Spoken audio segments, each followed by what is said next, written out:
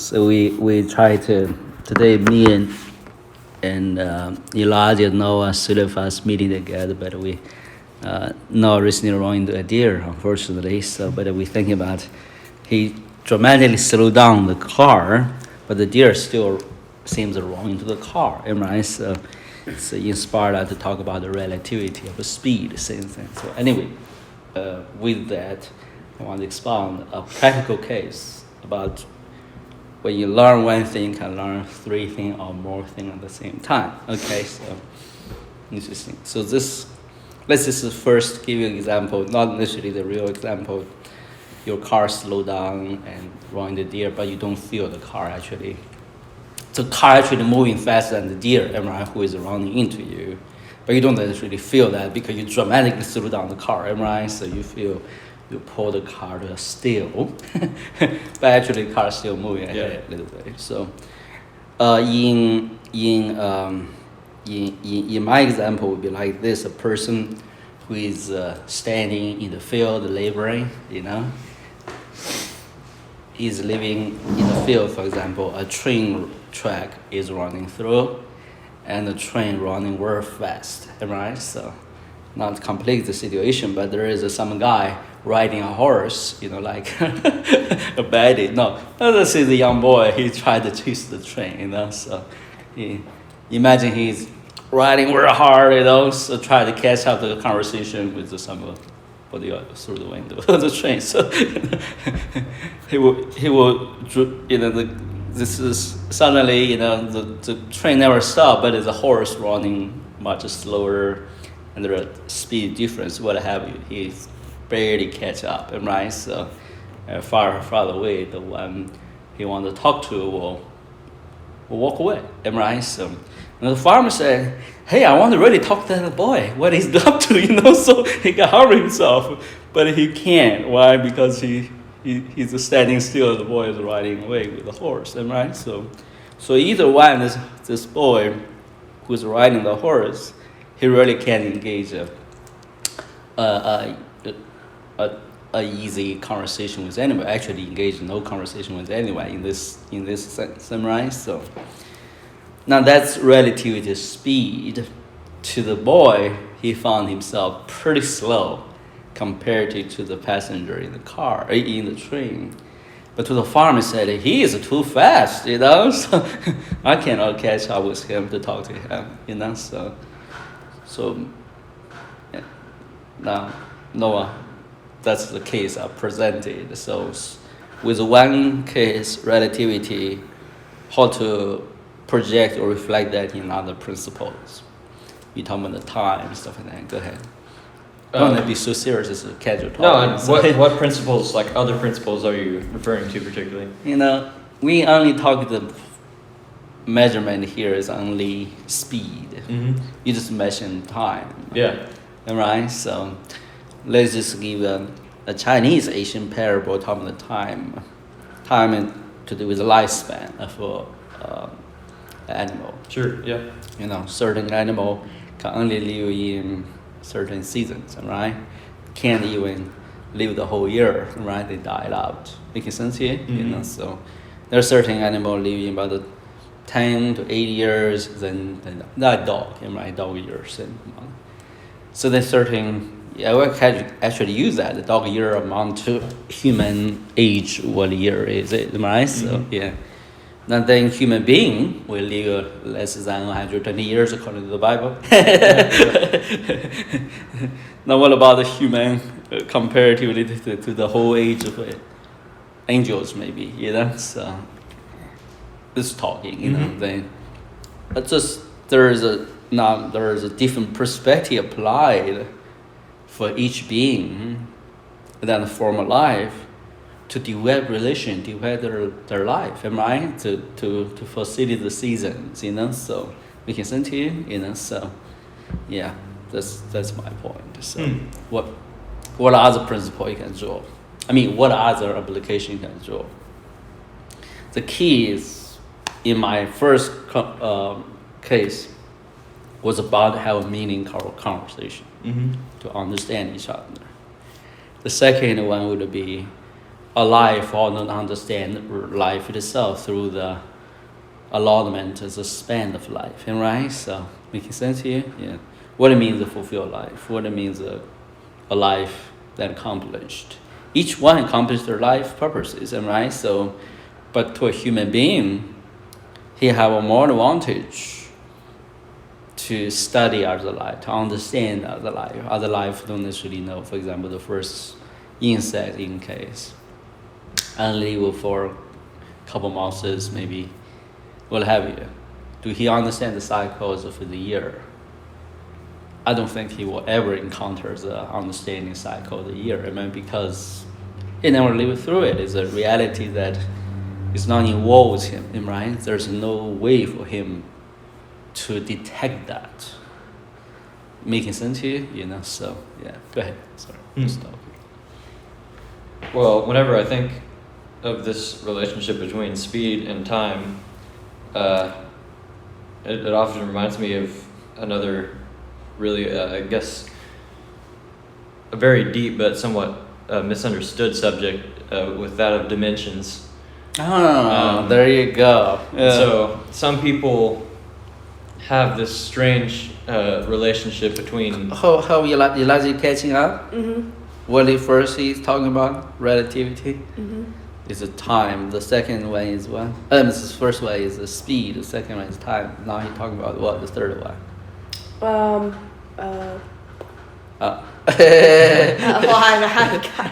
Yeah. I'm still thinking about what you were talking about before. That's understandable.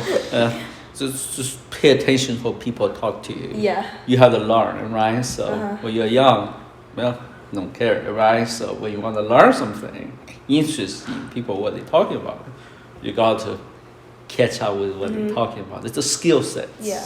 You have to learn it, So you can't continue to say, well, I don't care. I don't mind just sitting around this idly, go through my time.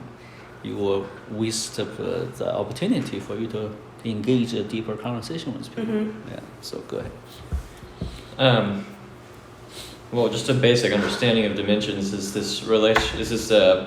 this pattern of something that begins as a point, which is the 0th dimension, and so it's like an indefinite point in a space that's not defined. So the 0th dimension is really kind of hard to comprehend. So there is 0 dimension to begin with. It's a point, yeah. It's nothing almost. Oh, okay. You think of this undefined point. If that's like a very, very theoretical. Yeah. But then you have the first dimension is where you have 2 points that I can understand emptiness, but I understand 0 dimension. Yeah. So, yeah. Sorry. It's something that has no size. It's like just this. That's non-existent. If it's non-existent, It's it doesn't something that exist. is. So. Yeah, it's very theoretical, I guess. I was joking. So. But then you have 2 points Uh-huh. that exist, Yeah. and so you can have, therefore, a line. There is a distance between these 2 points. So that's the first dimension. Okay. There's a line between these 2 points. Okay, is this 1 point and then 2 points? Yeah. Now there can be 2 points. Okay. Along this one-dimensional line. Okay. Uh-huh. So there's no such thing as up and down. There's just left to right. You can only see in front of you. Okay. You Or understand behind that? you. There's no You such thing understand as that? up, Okay. down, left, or right, or Okay. diagonal. There's just Uh-huh. it's like the very manifestation of linear. There's nothing else. Sure, yeah. But then the second dimension comes where there's something that is perpendicular to Third this line. dimension or second This is the dimension? second dimension.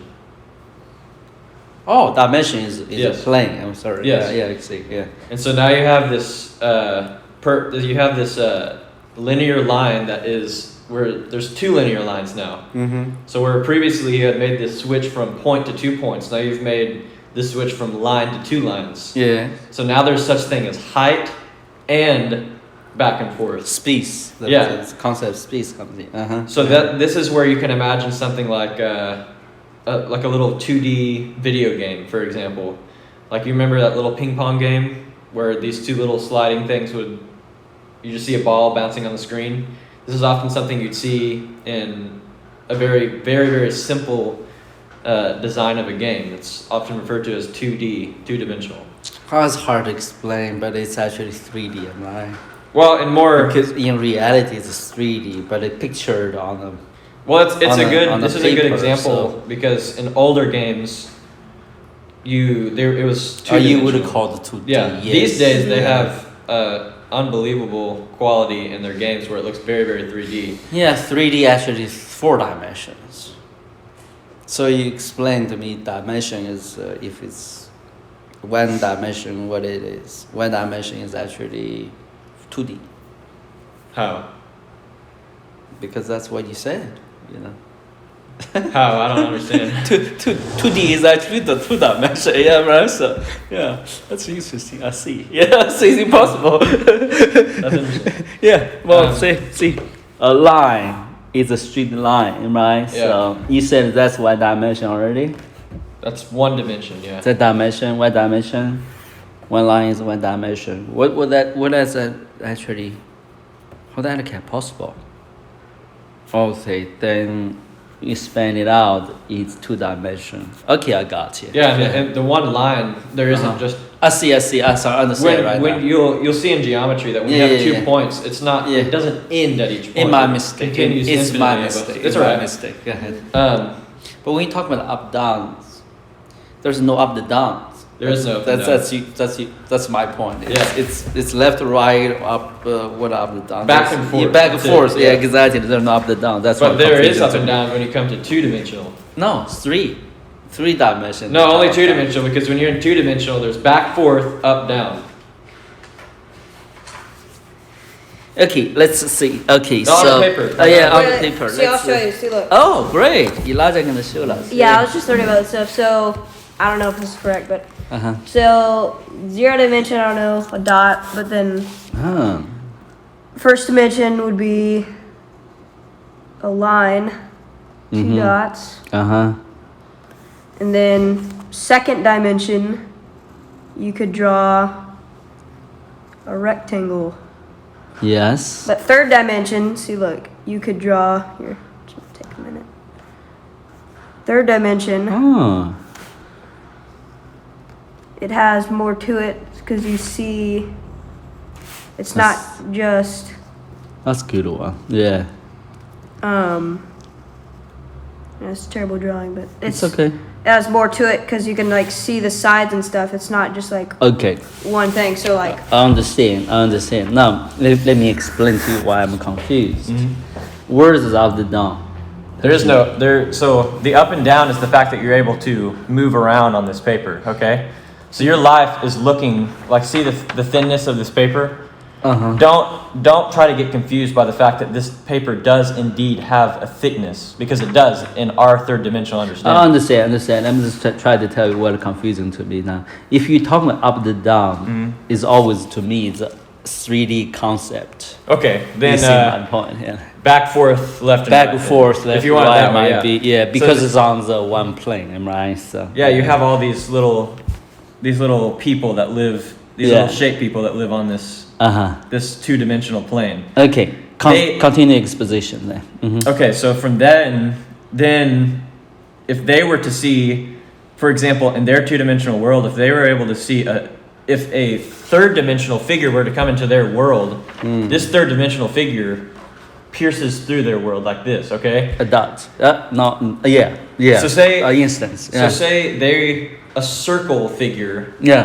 what would it be? A sphere, okay? A sphere was a 3-dimensional sphere was to come into a 2-dimensional world, okay? This is what they'd see. They'd see this dot that would begin, which is the very top of the sphere. Say my head is the sphere, and this is their line of vision, okay? The space in between my fingers. They'd see this as it passed through their world. So that basically they'd see a portion of my head that would start small, get big as it went around the circumference of the sphere and then disappear. This is a line. Because it's passing through their 2-dimensional world. 2-dimensional world. That's a line. A line, right? Yeah. Different so length of a line, right? so if I understand how Noah's explaining it, it would be like you seeing a circle. If someone raised a circle in your eyesight, but you only you only could see the line. like this, Yeah, like if you have a little exactly, box, so exactly, you can't, exactly. your view is not wide. You can only see Great, it, great. so- I think you got it. Now, what's the point? So, in understanding the relationships that build up to this third dimensional understanding, we see how it builds from 0 to 1 to 2 to 3. Seeing how they build up to that point is how people then use that knowledge to understand how it continues. Exactly. And so that's where I was going to get to, is the fourth dimension is often applied to time. It's sometimes applied to the understanding of time. Sure. Because both we in the third dimensional world and the theoretical lower dimensional realms all are under this fourth and highest dimension or higher dimension of time, which is basically something that these lower dimensions are under, if you understand me. Yeah. But then they also apply shapes, such as the Tetris, that seem to be physically impossible because of the way that they can move and structure, in a sense. When time and the space interact, you mean? Well, there's a really funny relationship between the two, because it almost seems like they may, in a sense, conflict with each other, the two different understandings, because one applies the idea of time, but the other takes the exposition I just gave of the understandings of lower dimensions and then apply it to what those shapes could look like to a third dimensional perspective, since we're in a third dimension. Yeah. So basically, some people theorize that a figure or person from the fourth dimension can basically, just as we can observe the second dimension, they can observe everything about the third dimension. So technically, for example, if you had a box, a third dimensional box that had a ball inside it, like a steel box, we in the third dimension cannot see that ball that's within the steel box. But someone from the fourth dimension can see everything inside of the box and outside it. Yes. Because so you understand the states. Yeah. States being. That's our God knowledge, to understand the state being. So. And it keeps going. It continues. Keeps going, right? Because then time and space itself begin to be folded into a dot. There you go. And then multiple times in space. There's a cycle. It continues. It's a line, and then it's perpendicular, and then it's and then it's. That's confusing, huh? And it continues like several times. You think you can figure that out? I can always make up theories, but I can truly figure it out. Let's come back to the relevant topic. I want to talk about the relationships in this city. Now, that farmer cannot engage in conversation with the boy cannot engage in the conversation with what? With the passenger, right? So he can't talk to them with the speed that he was caught in either party that supposed to be able to talk, but that with their will of movement, they can't actually carry out the conversation. The second is the same thing. It's with the span of life confined a certain being, he can understand the fuller, longer cycles of life, right? So now that is come back to our thinking in talk about you study the world, then you will know knowledge, right? You will learn things. If the world, your outside world, in a certain way is confined or limited, we might have, even we apply due diligence or the method we use the same, but can we learn the same knowledge about things? Very hard, right? So now my point is trying to drag it. You have to learn spiritual reality through what? Through a spiritual engagement. Now, even so, different people's spiritual speed or spiritual capacity is different. Making sense to you? Imagine in the beginning you're farmers and you're boys and you're a passenger in the train. Now you have different experiences in both things. Now in spiritual growth is the same. You often can find in a long period of time, different people mentally grow differently, right? The mental capacity grew differently. Their spiritual capacity also grew differently. Then awkward. Today seems negative, but try to catch up with a better speed, embrace the growth. Now, over time, what have you, you will find, well, the boy cannot talk to the farmer because he's riding real fast, The boy cannot strike a conversation with the passenger of the train because the passenger of the train cannot help but move forward pretty fast. So in the spiritual life, when you engage with different realities, oftentimes imparted through what? The boy don't have the horse, can he ride it faster than the farmer? He can run, but he's going to get tired, right? So the horse can get tired, but it can prolong a long journey, right? So what about the train? Well, my point is that God give us helps, give us assistances to help us grow, and with that advantage, is we have different spiritual experiences. That's all. Try to impart. Yeah, it's very interesting. Yeah, that's so true. I just want to tell you that's so true. Yeah. That's why fellowship and spend time with different people, we think the other principles all align together now. When learn from the best one, you at least one. Good knowledge. Yeah, be the mediocre. Maybe if you learn from the mediocre, what have you? Not good. You merely be in the normal level, am I right? That's my Yeah, point. speaking of that, I actually finished my essay this week if you want to You hear did? Okay. I'm going to spend some time with you after the meeting. So, Alright. okay. That's good introduction, only 30 minutes into it. So, terrible no. So. No, I want to pray for us. So, yeah. Amen. It's good to discuss things in this nature to inspire your mind rather than just narrow down topic. You understand? That's my point. Train your mind, think differently. So, Elijah making sense to you? So, yeah, go ahead. Lord, I do pray, Lord, that our perspectives would be of such, Father, that we would truly see the relationships even between things that seem very temporal, Lord, and theoretical, even in our understanding, but Lord, to see how you can even use such things to provide a greater understanding of even spiritual concepts, Father.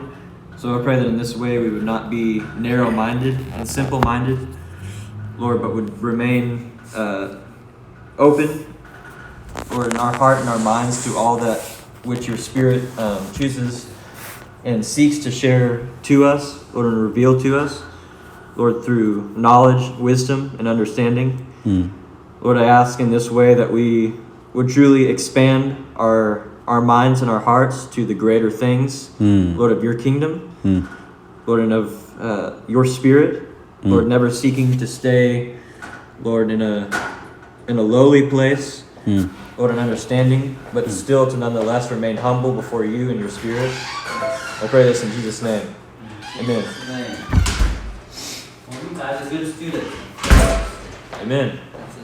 Serious comment. Yeah, I like Elijah. You learned that word well, expound the word well. I like it. Yeah. Well, I want to continue to read this book, and I think we basically, with the help of no one, we reviewed what is a true education, and we, according to design or the envisioning of this person, this teacher, Confucius, his idea why he engaged a certain education. So, right? So the book is more about talking about how to be a teacher and to be a good student in the true knowledge of life, in the true ways of life, which is more than to become bookworm or the skill or intelligent man, rather be a wholesome person, right? In dealing with wholesome relationship life, apply that kind of training or character or wisdom to be a shepherd for the people. Okay, that's a better word to see it. Okay, shepherd, to bring justice and peace and even love. The word actually is love, and to the world, and right, to the whole world. So In this way of training, from a young land, a young mind, actually the vision will give to them is not their own, merely their own well-being or the people close to them or their own span life, what they're going to accomplish, right? This is well emphasized by different education, different culture. Okay, this is what it means to be a brilliant young man, a well achieved person in life. We have an ideal heroes, right? We have idea of what is respectable, what is praiseworthy.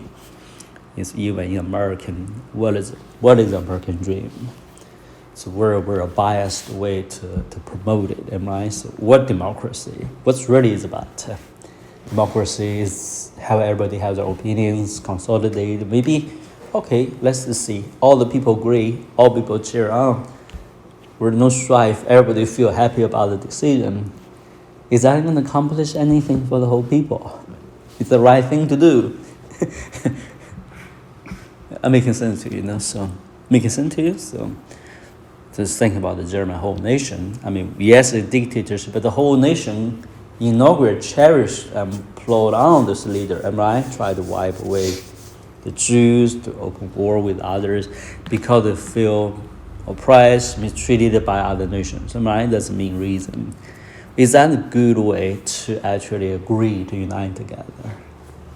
Is there not a way to manage your national life, manage your conscience as a people, am I right? So making sense to you? So is there another way to seek vindication or seek fair treatment, am I right? So making sense to you? So especially when a nation like Germany is called a Christian nation, have a great Christian background. Why they would through all the moral restraint, all the teaching of the Bible, and they rarely keep it, am I right? So making sense to you? So any philosophy. Why they will throw out the window like in the dream, sign on this man and the bias, and we're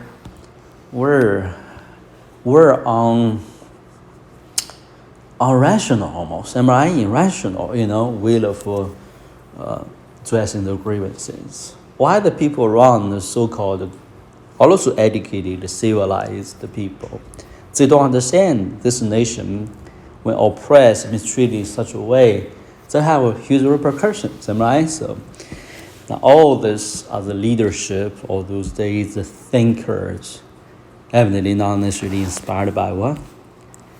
By good way of thinking. From when they were young, they were not grounded in the teaching of value, in the teaching of what to do with the relationship, in the teaching how to address their grievances, how to seek. You understand my point? How to deal with the relations in a better way. I mean, how to as a nation to govern their nation, govern their people in a better way. Am I right? So basically, the generation is lost. Basically, the vision is totally modern blurred. It's wrong, contrary to everything they actually believed for the time. Now, why? It's because the education of young people is totally devastated. It doesn't take long for the generation to lose itself. In the 40s, early, I'm just talking history, they actually called the lost generation. In this nation, we have lost generation around the 60s, right? So civil disobedience was like that. Now, so then how you to remedy those things? God actually give very solid solution for these things. More than for us to be good believers, He wants us to be a different culture, different people. So, and it's built. Hold on, you didn't message me something.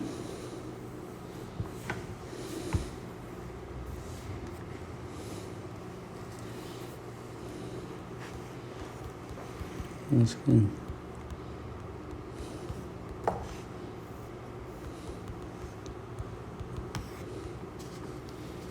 Okay. Mm-hmm.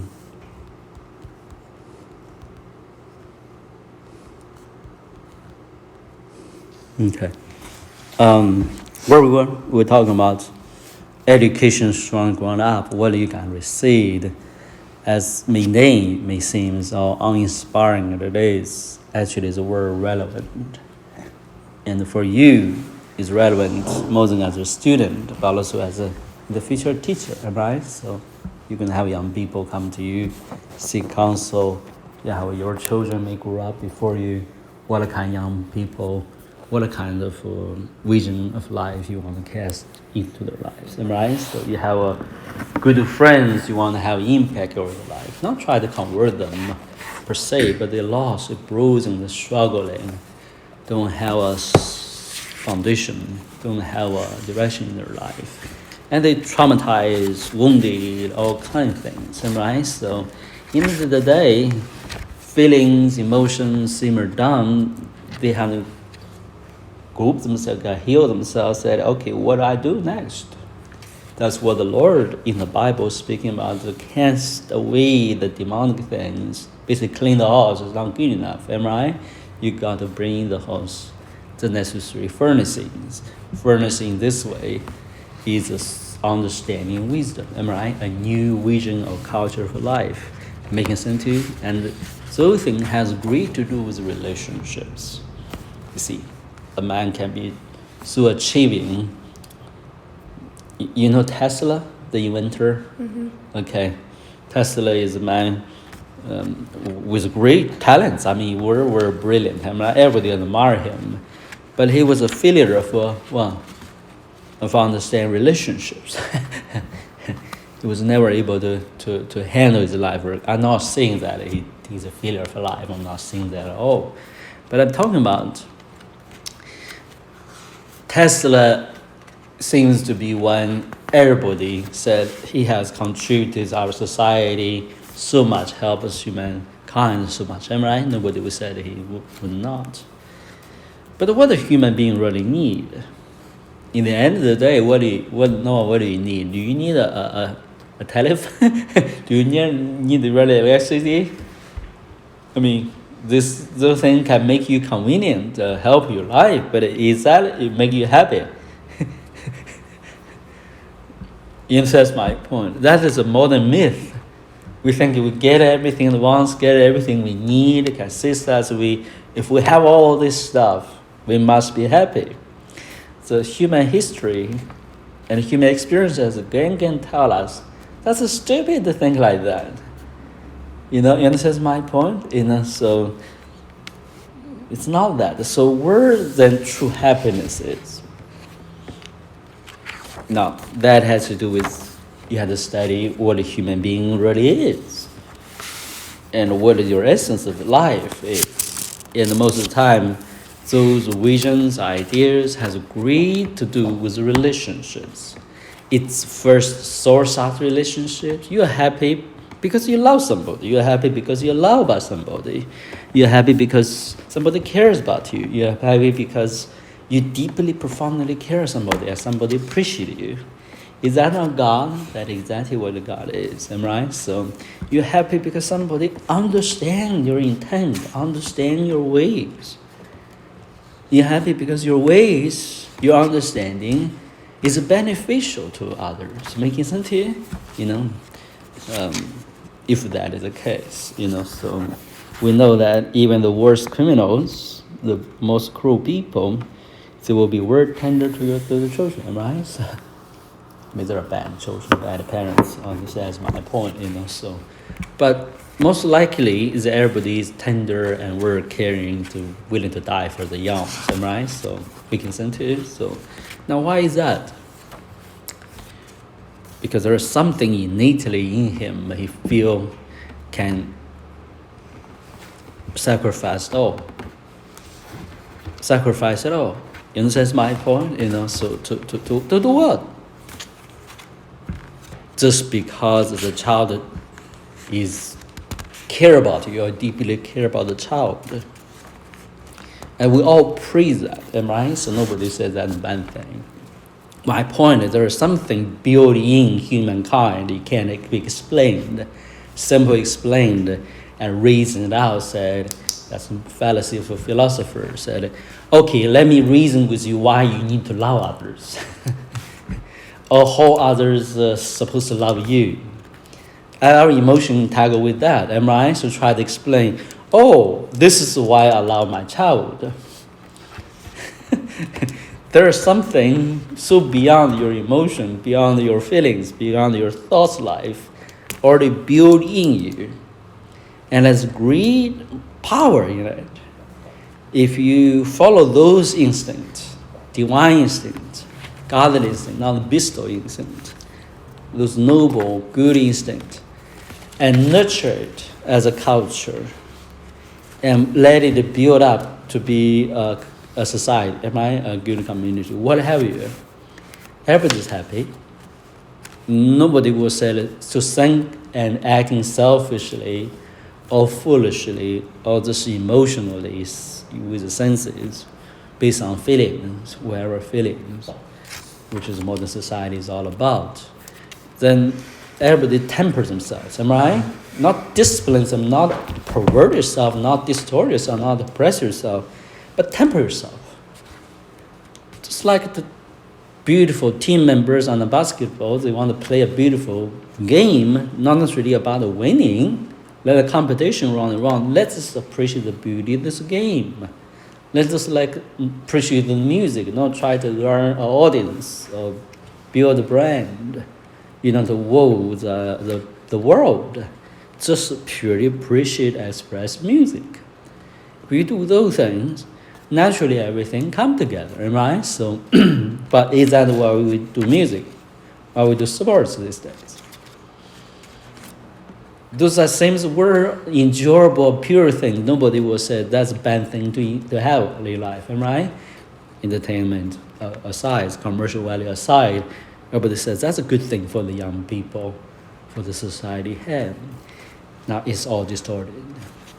So what I'm saying is that not that you don't create music or you type music or don't pursue sports. That's what I'm talking about. I'm talking about when the culture is contaminated, distorted, everything is contaminated. I mean, but how you clean up the slate, how you start when it has to do with the mind, the vision in the beginning, in the cast educated well. Okay, so now come back to the reading the book. We called the Confucius. He's Analects. I think, no, what is the word? Analects. Analects, yeah. So there's a free versions. I think Noah found it. Elijah, you might want to have a copy yourself. You have time, okay? So now let's... a copy of this book? There's English version. Translated, many English versions are free, so... Now, last time we talking about different sections. I'm going to use the word section. Section 1, section 2, then conversation 1, conversation 2, those numbers of things. Okay, we finish on section 2, conversation 9. Conversation 9 is more about how to deal with the students as a teacher, so...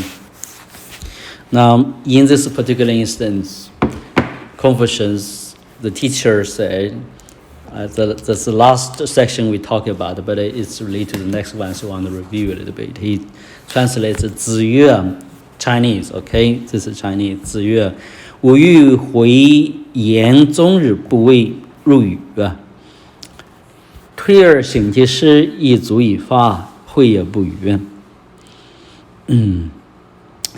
子曰, the teacher said, I would talk or teach. Yan Hui is the name of one of his favorite disciples. I will teach him all day long. And he will never argue with me, never challenge me. Not that he don't have questions. It's basically Confucius saying he likes students to not to challenge, argue with him, but to respond, ask questions, right? So, and this good students never did that. He's always node, and seems never have a word basically, like dumb. I like the word Noah uses, like a this dumb. He don't hear anything, so as if he don't understand anything. because active students like to engage the teacher, and I have discussion. And then 退而行其事 means 退 means when I finish my class in my private time, I would ask him how he's doing in private sessions or private times. And I would observe his action, his words. He would expound or express what I taught him in very excellent ways.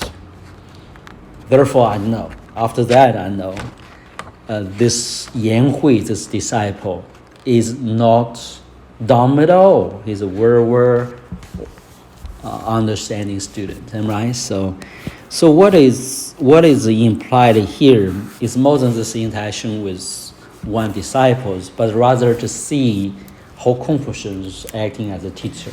Also, how Confucius in his idea what a good student look like. No one can expound a little bit. First, on the part of being a good teacher, what you would do? You teach somebody multitudes, so a different way respond to it differently, right? So, yeah. Mm-hmm. Well, I think in this particular, this teaching here, since it's more of like an instance in which Confucius observed the qualities of this particular student, I think one thing to mark out here is the fact that there's this contrast between a more common perspective of seeing how this student acts and responds to his teachings as stupid, but then he marks out these very specific and essential qualities of this student, and he is, in fact, not stupid at all. Not stupid at all, yeah. Because not only does he adhere and contemplate the teachings of Confucius, but he puts them into practice. Yes. And so, regardless of any other, I guess, field of knowledge in which this student may participate in, if he treats such teachings in such a manner and with such respect, then there's no room to apply the name or title of stupidity to this student. So, sure. And I think, as like your original question was, as a teacher, to observe these things. Then this way is ancient. It's actually what Christ and the early apostles do, right? So that he commanded for all the people of God who is in a position teaching to think about. Even imagine his disciples. They weren't high-minded individuals. They were fishermen and tax collectors. So, but most of them would do what he told them to do, right? Exactly, Rather than argue, even they argue with innocent heart, and the heart want to learn, really know what he's trying to intend to teach, right? So exactly, yeah. Now, my point is more about the culture thing. Today's what the idea for teachers or professors or whatever we think is supposed to teach. Would give them a room, young people especially, give the room and said, you're supposed to observe me, hold me accountable for how I acting on your teachings? Or we think that is oppressive, interfering. Right? So, making sense to you? Yeah. Even your parents do that to you, you will feel, oh, my parents not really. too much interfere with my life, right? So, would that Jesus do that? Would Jesus accommodate that kind of idea? So, just saying, not that they are taskmasters, right? Or whip you every time, in the run. I find the opposite. To want to succeed. The second part is about the practice. So to learn from heart. Learn from how to practice. And what do good students look like? On the other side, that's teachers supposed to do this, right? So expect them to do that. What student look like in this conversation, Elijah? A good student? Yeah, what is this good students, what he did, what you learn from him? Well, a good student would learn from the teacher and I mean, in this instance, based on this conversation. that he would put the teachings into practice. Yeah, that's one. What are the other? Think about you as a student. You observe him. You were with him every day, right? Mm-hmm. You see him. Would you think he's a good student yourself? Yeah, it depends on how good a student he is. Yeah, well, he's a good student according to this conversation. Yeah, But let's think about you. You're sitting beside him. You every day. You're one of the students sitting with him. What kind of students you intact? I like. I think they're smart. The noisy ones, maybe, right? So the active ones, right? So not the quiet ones. And would you pay attention to his everyday life in the midday? Probably not. Pretty not. You will say, "Hey, that guy got a trophy. This guy got that experience. This guy write a book." Right? You will think that way is really learning something. Because that's more than mind. Mm-hmm. You will think, want you to apply a culture change. You will not say, was that quiet young man there? He put everything the teacher put in practice. How can I do that? Can I learn from him to be a good student? How he do that? How his mind able to settle and concentrate, and then he filter away all the distractions, all the fluffy stuff, and concentrate really doing the thing that will please the teacher. Now, not in the sense that you have to please me, which you will. I mean, that's a teaching students what it's about, am I? So that's a healthy and praiseworthy interaction, am I? Making sense to you? That's lost. You think about it, it's lost, am I? And it's made almost like awkward.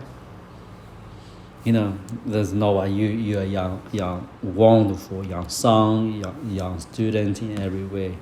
But when you learn something from your dad, suppose, these days with modern cultures, oppressive things going on, distracting things, would you be happily just were glad like 5 years old when you were 5 years old? Say, Dad, I just got what you told me.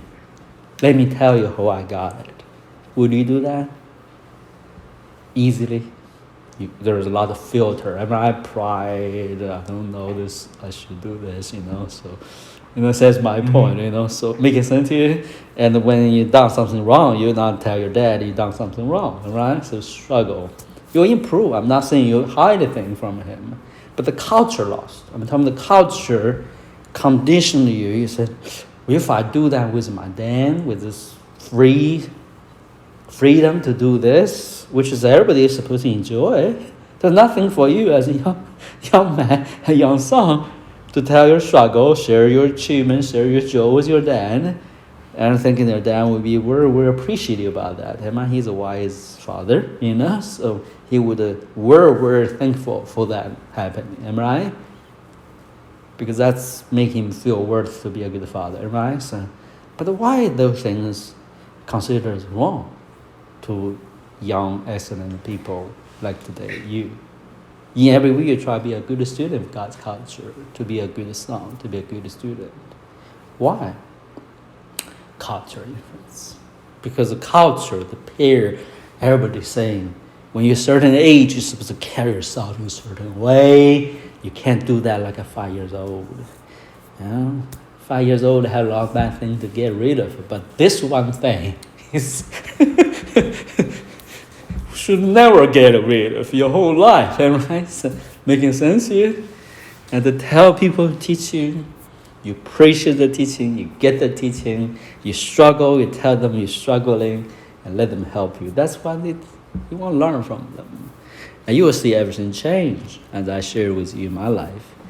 When I apply certain things, intuitively almost, will have you. My relation with others change, right? So, well, that being said, so idea for good teacher, idea for good student. So let's go on. So the teacher in conversation 10 now, section 2, conversation 10 said, 子曰，视其所以，观其所由，察其所安。人言语啊，人言语啊。Don't really know the word here. 语 means to hide something, actually. That's interesting. I forgot this. And the teacher said, to look at a student, what he does or his deeds, to examine why he's doing it, his motives, and to discern what truly he wants to accomplish. Then how can he, the word here said, hide away anything from you? How could he hide away anything? Means how you would not able to know what's going on with that student. Now that here is not punitive context. Am I? Often we read this, we say, oh, the teacher wants to punish students. I don't think that's this good teacher's heart. The good teacher's heart said, how can I know everything about the young man? And I can not develop him with a healthy interaction with me, so I can teach him more better way, to discipline him, to guide him, to tutor him in more better ways. If I don't know the student, don't know how he think, how he motivate himself, how he carry himself, will he able to teach? You see, here again come to the core question: what the relationship between a teacher and disciple look like? The teacher said, "It's my responsibility to take a whole account of the student's life, right? And to improve himself." And that's like a father, amen? Father's heart, am I? Not a teacher just imparting a knowledge, spend good time. Okay, 2 years, you done. Okay, give you a certificate, diploma, you're good to go. Rest your life, you're good to go because I finished teaching certain courses to you. What Confucius said, okay, I want that young man to be a leader for family, to be a good husband, to be a good father, to be a good community leader, a good prince for the nation, maybe a ruler for the coming generations, who knows, am I right? Maybe a teacher of multitudes for the days to come. Now, I can't afford to have that young man to run his own course. I'm going to model him, I'm going to encourage him, I will dig everything out in his life to revise it, to reformulate, to remold it, in order for him to be the one that he come here for. Because he come here to learn from me, right? So, making sense to you? So, yeah, go ahead. Well, and this is the one that is translated here is actually probably one of the most confusing I've come across. Oh. The one that we're on right now. Mm. It's what it says here in this translation. Explain. It says, the master said, number 1, see what a man does. Number 2, mark his motives. 3, examine at what things he rests. And then both 4 and 5 say, how can a man conceal his character? Yeah, so that's the wrong translation because I thought so. There's something very... understanding Western. That's actually common translation. The book I'm reading to you is actually after a lot of thoughts of my own. The book often used even in our scholarly is more talking about adults, but not thinking about. It's a book actually about the student and teacher relationships. You understand my point? Yeah. You know, so apply to different relationships is like apply the wrong context to the whole understanding. And right, so making sense to you, made the teacher almost like a person just like to study people. You know, so everybody study people. Jesus knows all the hearts of man, right? So there's no problem with that. Jesus said, "You be shrewd as a serpent, innocent as a dove." He wanted to know man's way. But it's not his business to interact, to control man's or interact like a human ruler, human philosopher would do. Am I right? So making sense to you? His job is very interesting. He's targeted were the one he was given to him, that he to educate. Now the one to give to him, he had the job to reform the life now. Me imagine Jesus given by the Father, he has to disciple them, am I right? To renew their mind. Interesting enough, that's exactly Confucius doing. You can see he does not just do that with everybody. But corrupted thinker, corrupted teachers, they don't understand these things. They lost the culture, am I right? So they apply their own culture to borrow, like they borrow Jesus' words, Paul's word, to apply their own agendas. So now that's reflecting that translation, unfortunately. So yeah, as if he's trying to tell us how to play the intrigues of man's way, So that's one on Paul. What Confucius said, I want to know my student, so I can better educate them. You see my point, So yeah. Okay, the third, he said, what he told me, the third is all this is about to be a good teacher. Okay, to educate you to be a good teacher. The 11 conversation now, second 3 said, 闻故而知新，可以为师也. 闻故 means to warm something up. Okay, so in Chinese, we have to warm the food up, right? So we know that. 闻 here means to make things, the thing you learned, true on it, review it. Learn it again, in your private time, learn the things from the past and know the things that is new. Now, this is interesting enough. It's oftentimes we apply, there are different tiers to apply this. For example, personal, you learn, today you have something learned yesterday, you want to review it a bit to move on to the next lesson, right? You prepare for the next lesson. That's my point, so making sense, Elijah, you want to learn something new. You might be forget about the things you learned. You can't be effective learner of the new things until you have the foundation ready. Am I right? You know exactly so you review what you learned. Now, in Confucius, it's interesting enough, he's also talking about more than a personal application as a student. He was talking to the teacher, so he was saying, well, you know everything that before you. Like Moses in the law said, whatever God gave to us belongs to us, am I right? So, and Jesus said, the teacher of the law knows the things old, am I right? So, it's like a treasure, Then he have new treasure, he bring treasures new and old. See, what is they all talking about? They all talking about the wisdom here. A certain way of life, certain understanding that is good and beautiful, am I right? Worth to hold on to and to be kept. So what the Confucius is also saying, I want to know everything that is before me, that in our society, in our culture, to pass on to this day. I want to know all the good things, be a good student of them, and to learn all of that.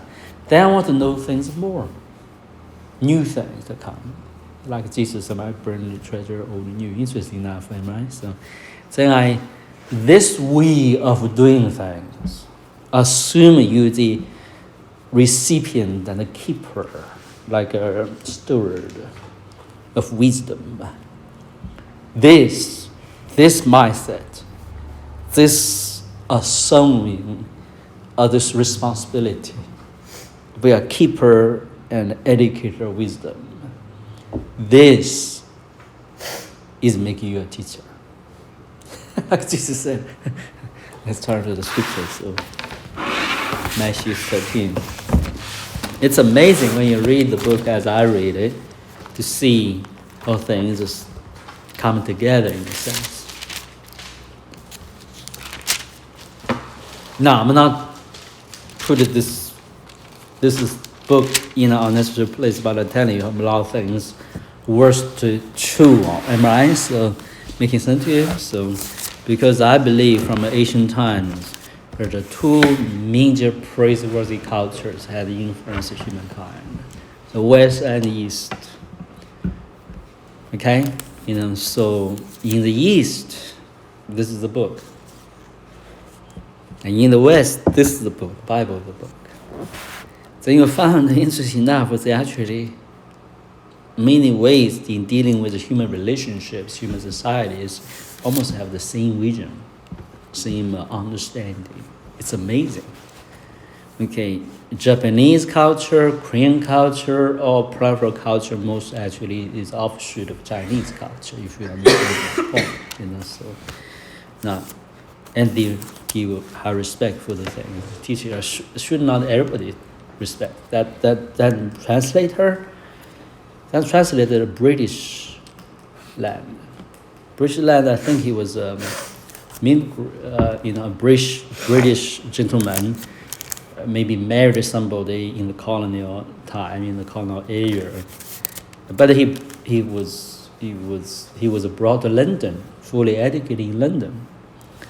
And after he educated in London, I think he decided, I don't want this London culture.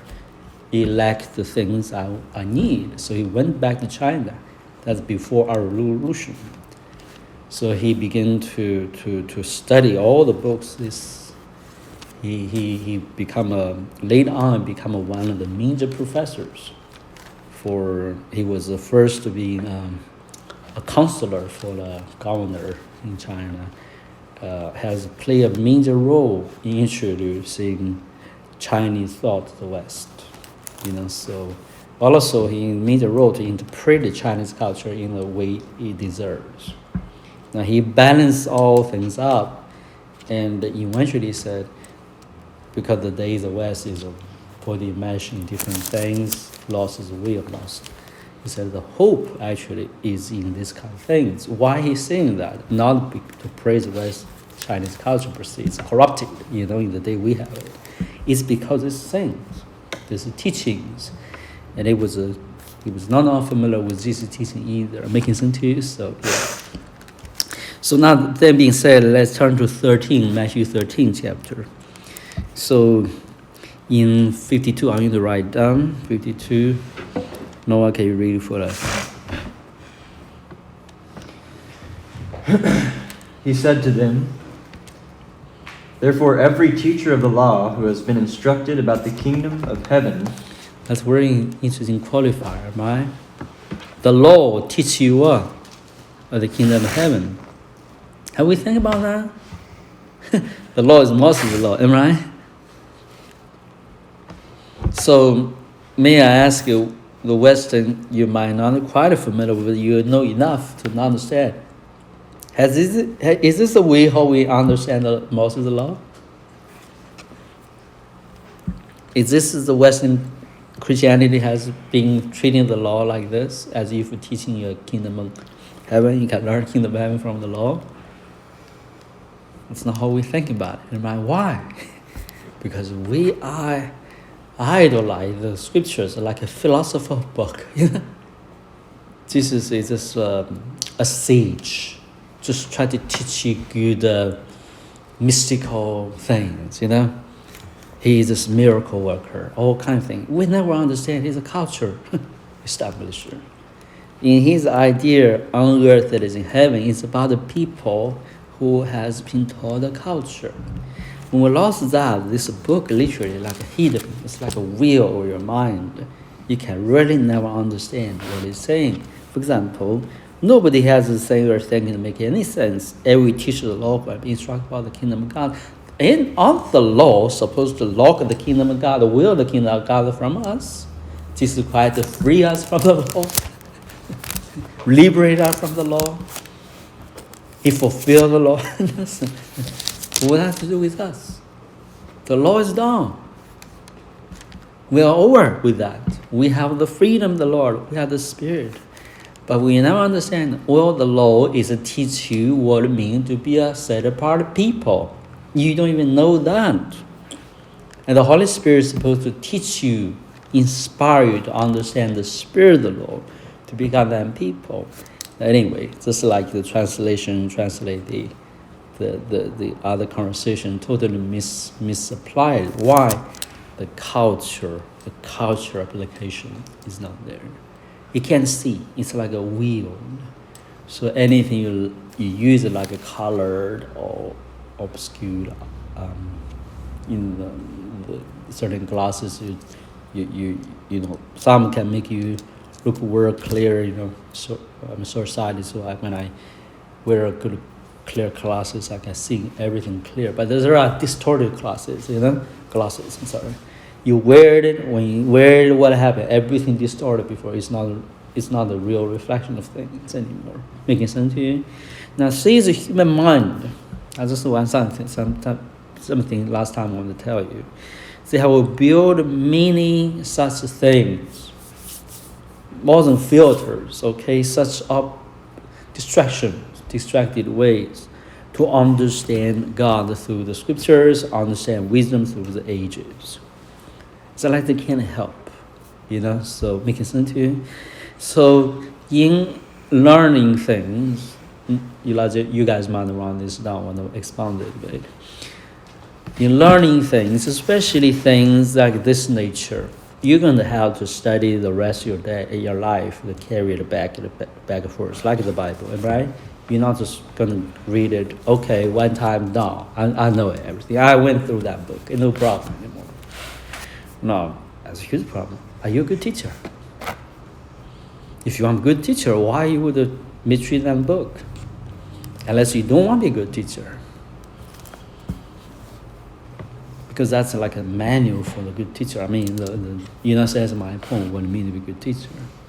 That's modern mind is foolish.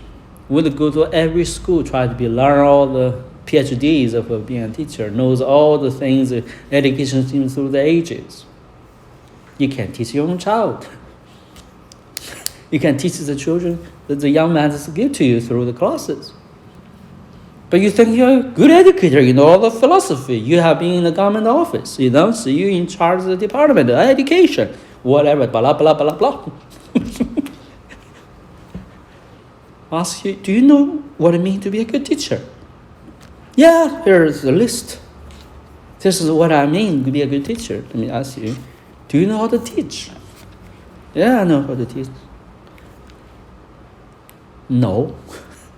According to the way he's talking to me, you know nothing about teaching.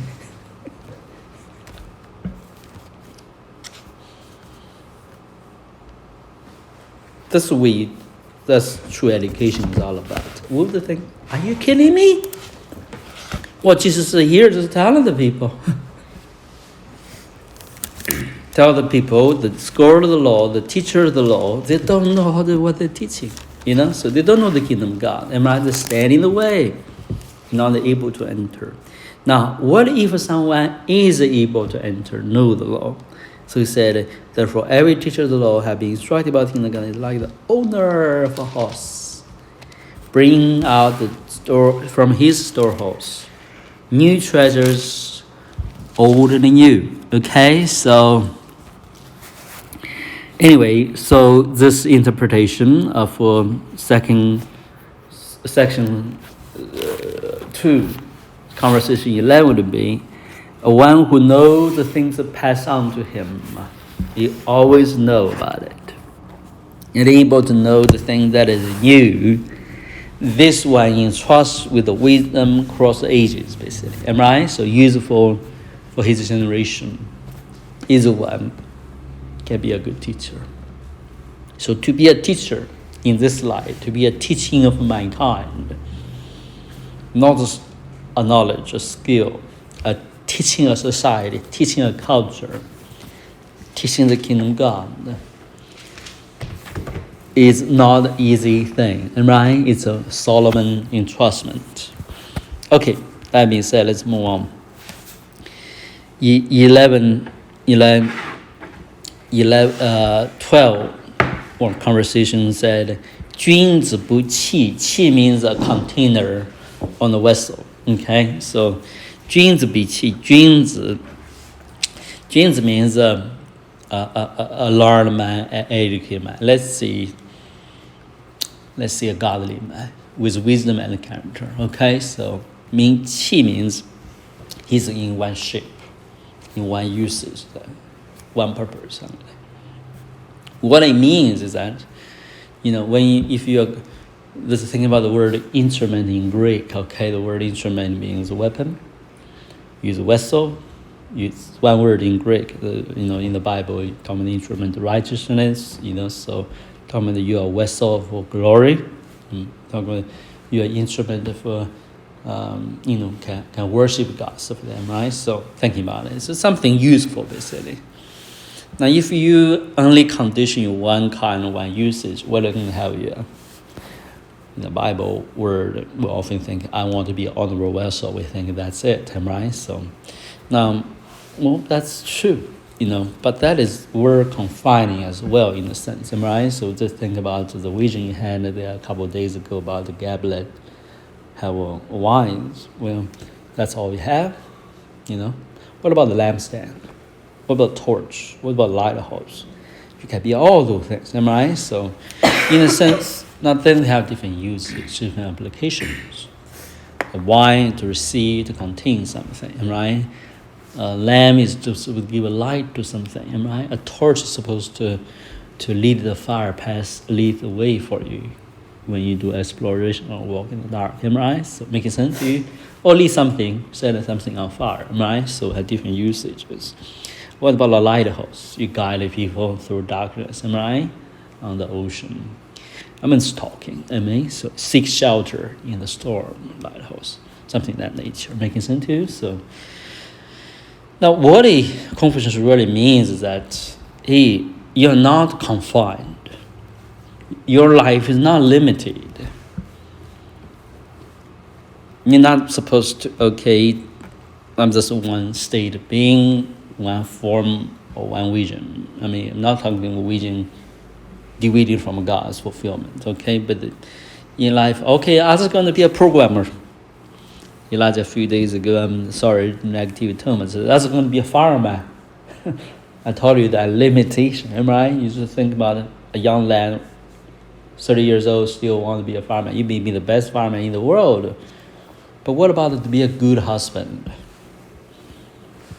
That doesn't mean exclude each other, but if you're so concentrated that I don't want to be the fireman and nothing else worth my attention, worth to enjoy my life, what have you, do you know how to be a good husband? You may be the best fireman in the world, you're the worst husband in the world as well. Making sense to you? Mm-hmm. Yeah? No. You have to think about, I want to be the best husband in the world, at the same time, the best father in the world, the best brother in the world. Each one requires learning, right? Require different education in a sense. Then, down the list, further down, I want the best farmer in the world. Maybe that's after I'm the best engineer in the world. That's my point. If you expand your life, envision your life like this, especially in relational dynamics, in Korea we cannot know many things, so you have to concentrate on something, doing maybe just one thing, good at it. But in relationship, different story. You can say, I'm the best brother for my brothers, and the story. You understand my point? That's terrible. Can you be a mayor to a city? You can't use that credential and say, I'm the best brother in the world, therefore I have to be a mayor. What are you talking about? And a mayor had to think about, I'm not saying that more than the mayor, I'm something had to think about the community. And I started thinking, okay, relationship in my life is so go beyond the marriage to take care of my brother, right? To be, and that's my point. I need to expand that application. Be a good brother, learn to be a good neighbor, good friend to others, good helper to community, good son to my father, good student to my teacher. Things that begin to one thing another inspire you to be excellent in every way. That's what the Confucius is talking about. Making sense to you? Mm-hmm. The simple thing, but there's so much in application to it. No, I haven't any comment on this one.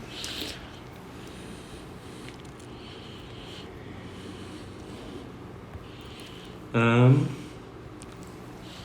don't know if I should use this version anymore or not because it seems almost like a little different from. Oh yeah, from your- let's. No, I want to like to hear his translation. Well, comment. maybe it's just my lack of Yeah, understanding. no. What is he saying? So what he said in this 12, he said, the master said, the accomplished scholar is not a utensil.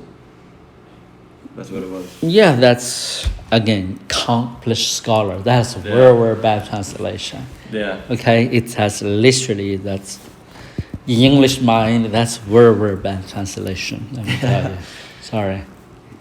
Yeah. Okay, it's first. It's not a scholar. Mm. Okay, so this is the whole book telling you.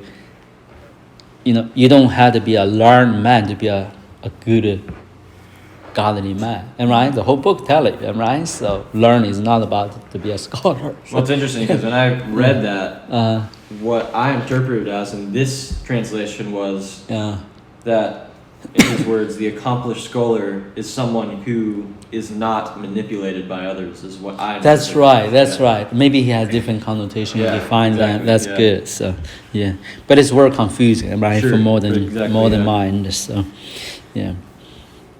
So I'm gonna use this book to inspire biblical teaching. Really, okay, not really For to sure. follow what he's saying. So if I'm making sense to you, so okay. I think we're on So- 213, right? Yeah, 213. I'm now in 214. I don't know why. Mine is 214. Huh. Well, don't worry about it. Okay. Maybe there are different versions as well. So, okay. Section 2, conversation 14 said, 君子周而不比，小人比而不周. Okay. The word 周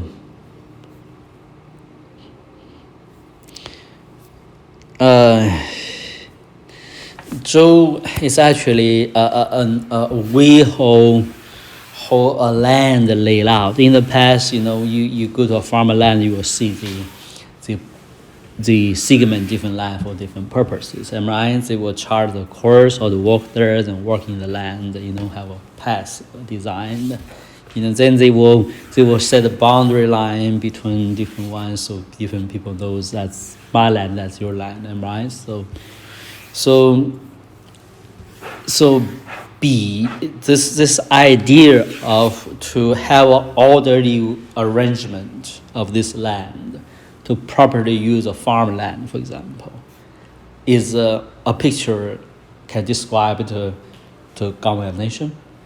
Picture can describe to build a community, but ultimately it's how to develop relationships. Am I right? So making sense to you? So then be means there's another way of things is that okay, this is all within your care, am I? So you don't compete with anybody, you try to nurture everybody, am I? To take care of it. Making sense?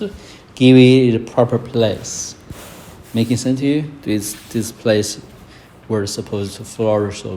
Then the other one is like two neighbors, two nations, okay? Imagine they have to fight the boundary, they have to compete with one another all the time, right? So, but never was what?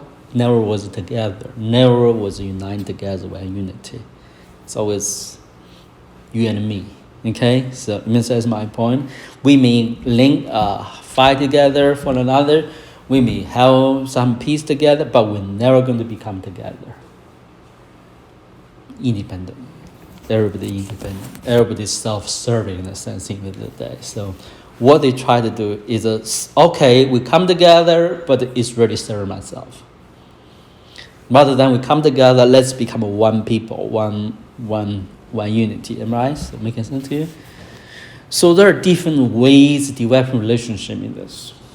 Thinking about, okay, modern national policy especially, you know, so you have a tribal spirit, you don't naturally think others belong to your community. You know, they're them, we are we, you know, this kind of mindset. Rather than, okay, we all have differences, but we are still together as one people, am I right? I'm talking about the word peace here, okay? I'm just talking about a mindset to begin with. If you're always thinking there's somebody don't belong to, never supposed to be part of you, you will eventually treat them as well. As a friend or as your enemies. Maybe as partnering something, would you think as a necessary member for your community? You will never do that, am I right? So that is manifested in this nation, in the tribal spirit of politics, am I right? Partisanship, whatever. But that's also concern a whole human being to start a culture from himself. If you're always thinking everything gonna work for me, everything's supposed to support me, about the me culture. Well, you always think about somebody is your tool, am I right? Is for yourself. Rather, you always thinking, okay, how can I gain trust and gain friendship with someone? We can work something greater than ourselves, am I right? So all things better for others, am I right? So in a sense, it's not me start with. That may be we're misguided, but it's different way to develop relationships. Okay, so Confucius is saying the first kind of godly man, he's saying, godly man, that he wanted to unite in order to engage, but not to compete.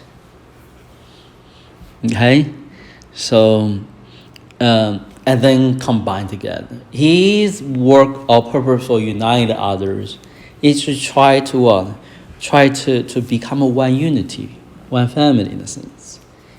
And the base people, the ungodly man in a sense, he tried to unite together.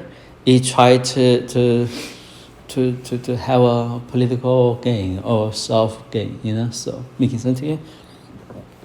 No, basically competing each other. Different way of doing things.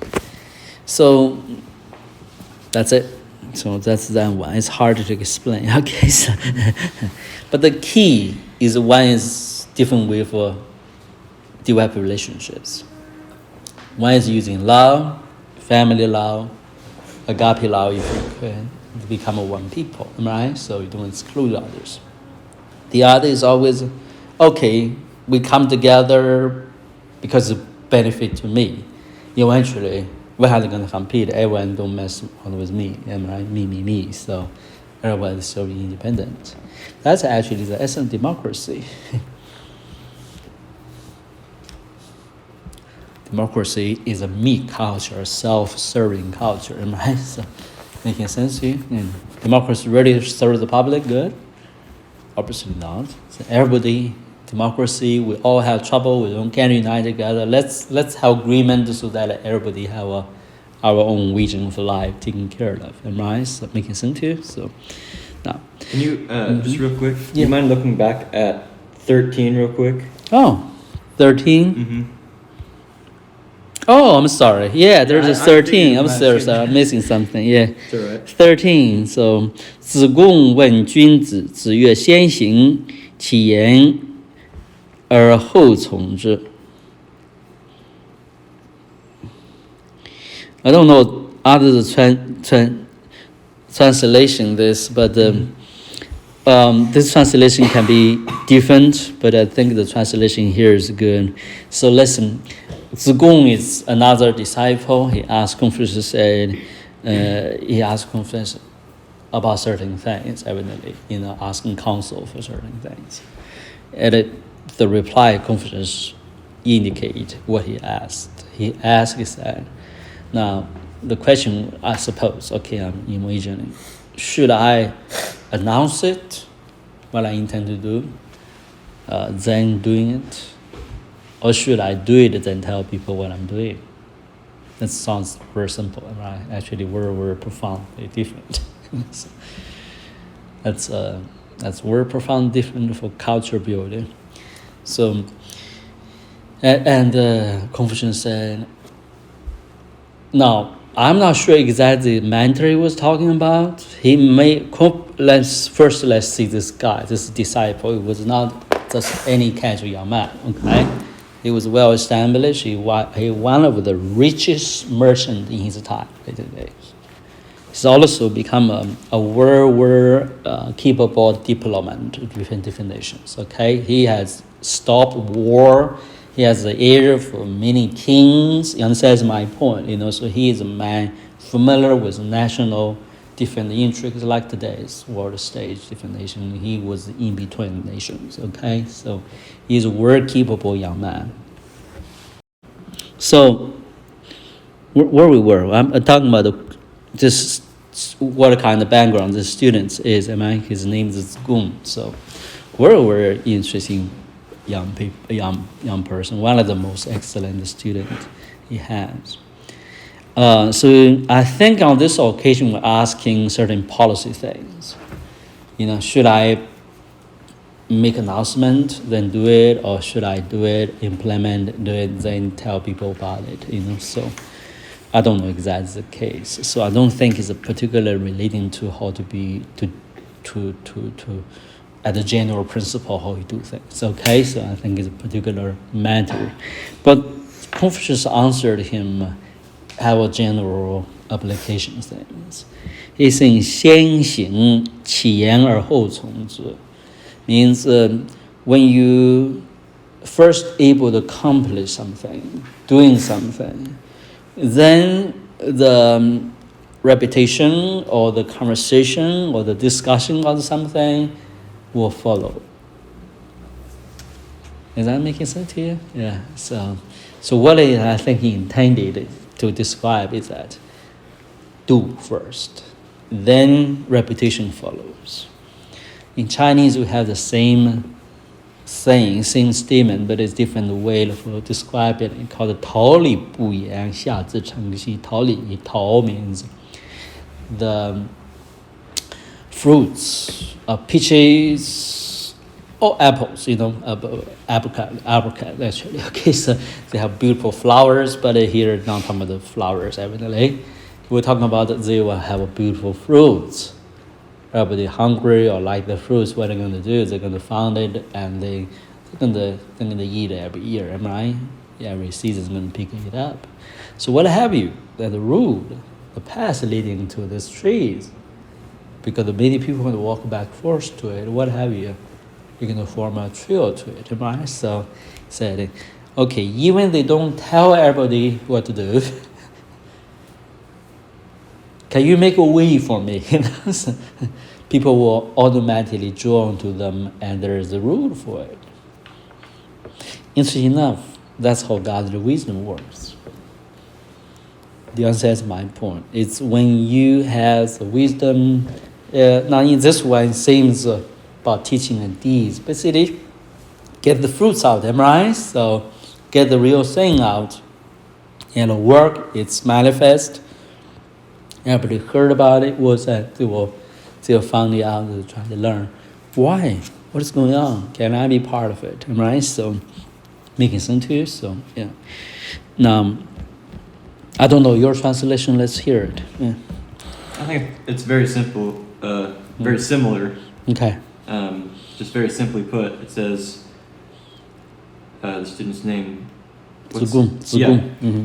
Asked what constituted to, and then he uses again the superior man. And he says the master said he acts before he speaks, and afterwards speaks according to his actions. Oh, okay. No. He has a good translation. Make you think differently, right? So, yeah. But that's why this thing is very hard to teach, because everybody understands things different. It's subtly different. Just right. Yeah. So I hope my understanding is okay. Okay. Oh, so, for sure. Yeah. So let's do 2:15. We're gonna start it. Well, no, we've got more, conversations out, but I wanted to mark the 15 numbers. Okay, so. 子曰学而不思则罔，思而不学则殆. Speaking about what it means to be a good student, said when you learn something, you don't contemplate on it. You don't think about it. It's like you're always going to get confused. You don't think about it. You don't think through it, right? Would you not get confused? Well, the more you're confused, the more you don't want to learn. It's like a bad cycle. Am I right, Elijah? Eh? Somebody teach me something, halfway I already lost what he's trying to say to me. I don't have interest in listening on anymore. I just give it up. Then he continued to teach something. I don't know what he's talking about. I don't even are interested to listen to him anymore. I don't have interest. So in a sense, this is on the part of the student. You can get the best teacher. Jesus Christ is the best teacher. How many was his disciples? Making sense to you? Even his parents, his brothers, not willing disciple in the early days. Why? Think about it. Why? They love God. They want to know the scriptures. I mean, who's the best teacher for them? Why? Because he talked to them in a certain way, and they talk him back in a certain way. Transpired. They said, it's no different than me when he talked about the scriptures. When he talked about this verse. Right? What do you know? I know the same. But it just recognize their way of knowing things and expound the things is not like Jesus has been doing. Am I right? So they don't see the difference, but Jesus knows the difference. The Father knows the difference. And later on, they actually jam the book Common the Wisdom. Am I right? Wisdom from below, wisdom from above. Then he particularly talks about the tongue. Interesting enough. You talk about slow to what? Slow to talk, slow to be agitated, and quick to listen. Now that's James. The one who used to do just the opposite with Jesus. And he missed the whole impartation of godly wisdom, am I right? We're not talking about the small things, am I right? And they learn the good lesson. I mean, that's my point. They understand the intricacies of how human mind works, human interaction works, and they talk about how to partake wisdom. So here is the student. The teacher tell you. He didn't tell you the subject. He didn't give you a methodology. He didn't write a thing to you. Just give you a simple principle. Simple, very simple, easy to do. That's why, Elijah, I want you to write notes. Why write notes? Because it inspires you to engage. As a passive you are in the beginning, eventually you will go through it, discuss about it. You will say, I can't just passively take notes. I should respect what others say. I'm going to ask questions. I need to reveal, I forgot about this. You interact yourself, you envision the teacher is more than imparting a conversation to you.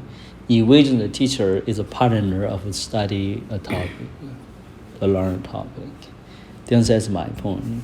And the teacher like those kind of students as well. Like, everybody like that type of students.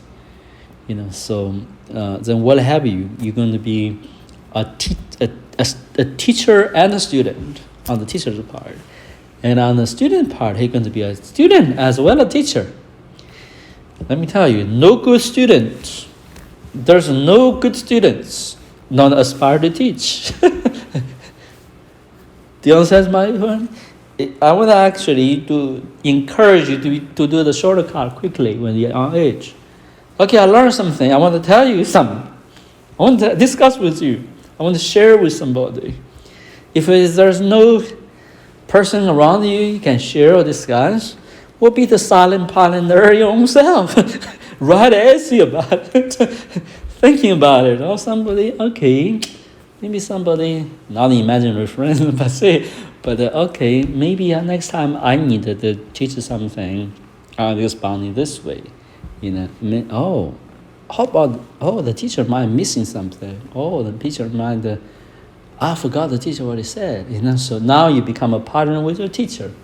Your teacher more than the topic become your learning content. The teacher, how he learn, it become your content. The way how he master whole subject become your content. What is that? Okay, I got what he taught. Like a pirate, so just repeat what others said and really think about it. Is what he said reasonable? Is it well organized? Why he said what he said? How I use that to enlarge and build a foundation for me to learn further on this topic. Am I making sense to you? So now those in Confucius simple words, and if you learn something, you don't think about it, don't review it, don't reflect on it, you will be confused. And then 思而不学则殆. That means you only want to contemplate something, envision something, but you want to know, you don't want to pay attention to anything that you learned. Amen? You learned. Then eventually you're going to be wasted. Whatever you learned, if you don't continue learning, just continue thinking people like a daydreaming or too much thinking, am I envisioning things? You don't really learn well the subject. Then you're going to waste. It will exhaust you basically. What it means. This is very hard to come an example. I think no one might have better example than I do. Excuse me. Just thinking about, okay, we're going to learn Wiedemann, right? So the poet. I can envision his life look like through his poems, his writing, to envision what he's saying he was like. I can imagine all kinds of things about him and to appreciate the poem, what he's really talking about, right? Now, my mind can make out all that materials, which is sometimes I do, with the poems, right? So, with those kind of materials. But if I learn something about them author, which I read something about him, and then furnishing my reading of the poems, would I had to think about those things again, so understands my point. I don't need to waste my time for it, right? So as you learn, a lot of people read the Bible, they think they know Paul. Do they really know Paul? I mean, because I know the writing, I know exactly what he's saying, what he's done. Well, that's true. But if you don't furnish yourself with some background, the history he lived in, the people he's familiar with, the time he is, am I? So the custom he has. I'm not talking about to be a scholar, but at least furnish yourself with understand why he wrote that book, to what audience he wrote that book. This is basics for knowing somebody writing a letter. It's a basic thing. It has nothing to do with scholar study. This is a basic decency. You have to read the letter. I need to know what the letter is written to, why he read it, where he read it, for what the purpose of read it. Making sense to you? Then the whole subject automatically fall into necessary understanding. You can absorb and not distracted or speculate anymore. You can absorb the true spiritual essence of that term, right? And most importantly, you can appreciate the whole Paul as well as the living situations in his life as a part of his ministry, under the inspiration of the Holy Spirit to do it. Interesting, huh? Yeah. So that's why I encourage you sometimes to be a good scholar, good student of the authors whose works matter to you. That's my point, So now the other people who never have write a letter, there's never a word spoken to us about their life, but speak volume. The Bible through and through is speaking about David has a lot of psalms, so he had record. But what about Noah? The biblical Noah. What about Abraham? Do you see them have any writing or things passed on? But we all sons of what? Abraham, right? And we need to know the faith of Abraham, learn from Abraham. What does it mean? Have you known Abraham? Not really, right? Is Abraham's life exhaust for you because you know the story? You watch a movie? Not really, right? Just a few days ago, I think I know something else about Abraham. And a total revolutionary, so I'm the same. Now, anyway, so Noah, can you read the translation this guy had for this piece? He said, the master said, learning without thought is labor lost. Thought without learning is perilous. That's interesting. Perilous. I don't know. This translation were succinct. Beautiful English, but sometimes doesn't come very well. Yeah, it's hard. Yeah. It's beautiful English. I like the English. Yeah. Well, listen. We sum it up today. I hope you got a good time with me. We're almost at 12 o'clock. So, Noah, reflect on what we learned and give you some comments on that. Well, we covered a lot today. Yeah. Anything stand out for you? I really do like this last one we just covered, especially in how it applies to the learning process. Is there really is two sides to the coin of learning. The first being the intake of the information itself, and then the actual process and contemplation of that information. Yeah. And with one without the other truly is not learning, because if you don't have, I'm a little bit lost. If you don't have further, if you don't have further thought upon that which you learn, then there is, like it said, it's basically knowledge lost. Yes. But then I actually really do like how he used the word perilous. Perilous, what that means? Without. Learning. Dangerous. Oh yeah, perilous. Yeah. It really is a dangerous thing to drift off in thought without having a sort of standard or true process of too liberal with your without actually learning something. Yeah. And just letting your mind drift in a sense. Yeah. Is perilous not only to your way of thinking, but even to the way that way of thinking will apply to your life. It's worth saying that yesterday or the day before, I look at somebody pile up interesting for phone. I think they think the phone. People do, on street do interviews. Most are young people. I mean, old people ask them questions. Simple questions. Like, okay, should we engage a war with Korea? So should we? Yeah, sure. Whether they produce a map, said, do you know where Korea is? North Korea. Yeah, I've seen that. Yeah. You see that? Yeah. Okay. And there are other questions, pile out together. I mean, I was looking at it as, which state is the biggest state territory in America? Some say California, some Texas. I mean, see. Which is the lake, Great Lake? We name a Great Lake. And I said I can't do that either. So, but my point is that it's like, some weird and interesting answers. So it's like they never went to. Yeah. They're college students. Yeah. High school students. Exactly.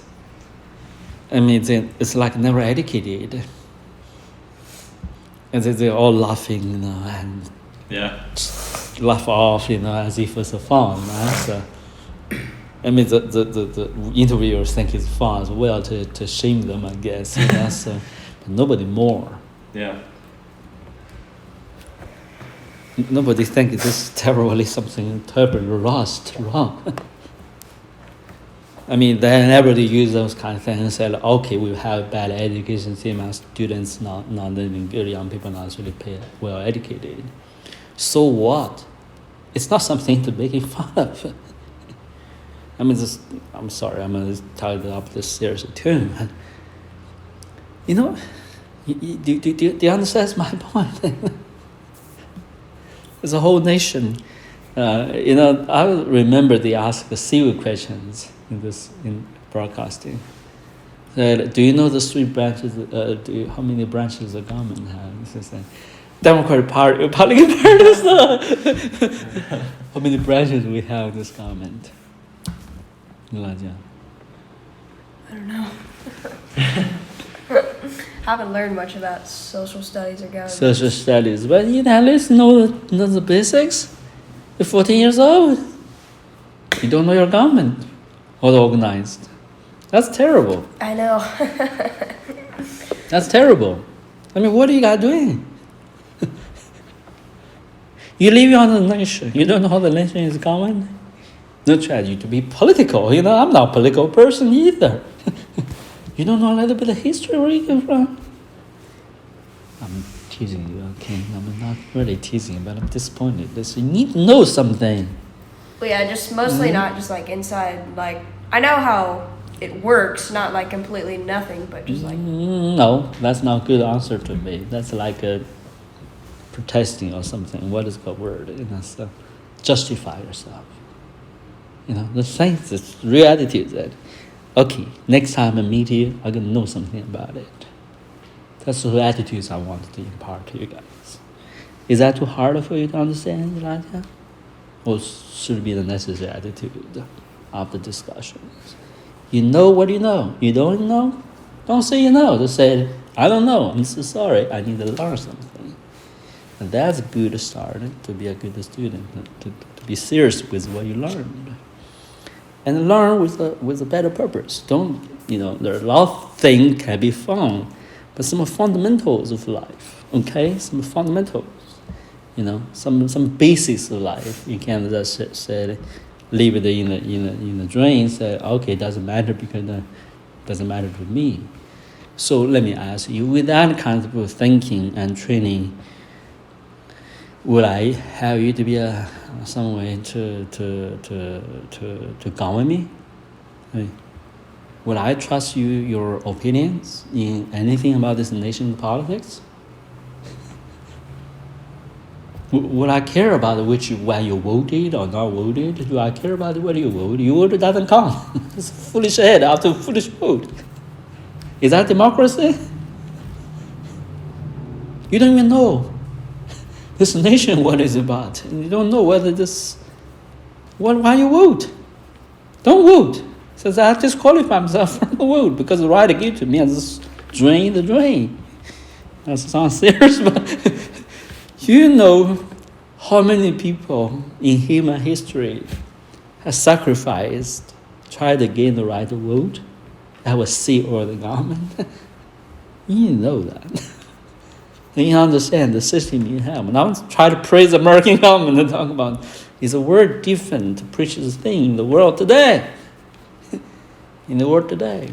Then you cherish it, so learn from it and try to I'm not telling you how to vote, okay? I didn't see that. I'm talking about to understand where you came from, appreciate the things that are being achieved, and be a guardian of the things that are valuable. If you know anything about your own personal life, your generation, not learning where you came from, where you're going as a human race, where the generation you came from, or you from, then you eventually are lost man. But most people are lost man, right? Sorry. Let's pray together. I hope I don't to be too serious on you guys, but I wanted to impart a serious way to learn life, right? So, Elijah, pray for us. Father, we love you, Lord. I thank you for these teachings.